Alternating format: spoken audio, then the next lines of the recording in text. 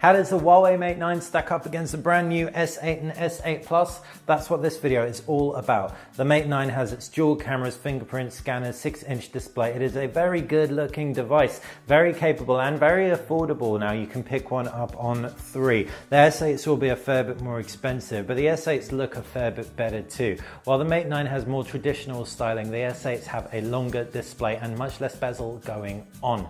You can also expect a curved glass back as opposed to a metal back, so they feel a little bit richer in the hand. 6 inches of screen on the Mate 9, but it feels bigger than both the S8 and the S8 Plus.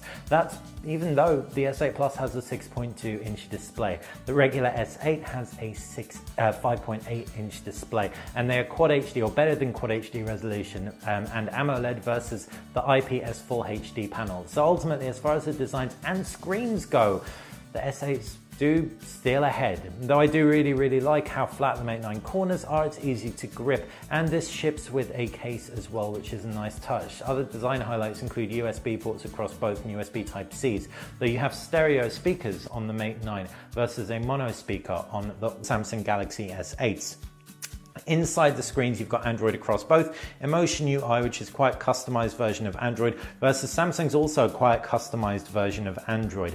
Introducing Bixby on the S8s, it's a voice assistant, which is also an assistant across other elements. It reads your text messages, can look at your photos, you can point your camera at an item and it will take you to the Amazon page. Unfortunately, Bixby isn't available in the UK just yet, and we'll have to wait for that. The Mate 9 in the US, however, doesn't come empty-handed. It has Alexa, though we don't have that in the UK. So both devices have their regional advantages when it comes to voice assistants, but one thing they also both have is Google Now, and I personally am a big fan, so I'll be defaulting to that one every single time.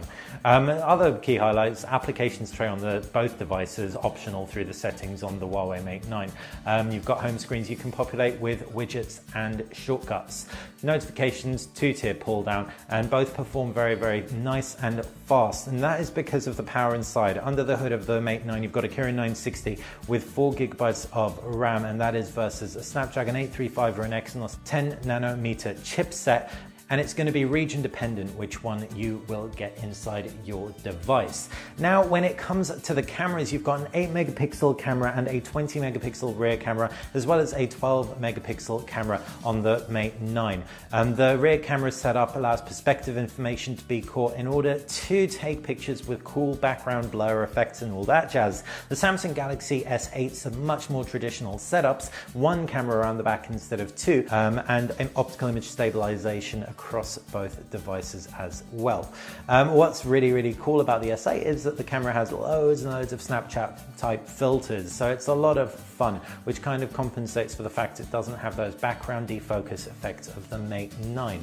Now, when it comes to the storage, you've got 64 gig as standard across both devices as well. The only other real key differentiator is going to be that battery, and it's a 4000 milliamp cell on the Mate 9, which is really nice. 6-inch display, lasts a comfortable day, and that's compared to a 3500 milliamp cell inside the S8 Plus, in spite of its bigger display, which doesn't fill me with as much confidence as the Mate 9, and a 3000 milliamp cell inside the 5.8 inch Galaxy S8. Again, doesn't fill me with a huge amount of confidence, making the Mate 9 probably out of all of them my battery champ. But it really is going to come down to how economical those processors are, that Exynos and the Snapdragon 835 region dependent, and of course how much optimization has gone on under the hood. There are other cool features across both. Emotion UI has some nice tweaks, and the Samsung's S8 series supports something called DeX, which is a desktop kind of service, so you can kind of like Continuum, dock your phone and turn it into a whole workstation.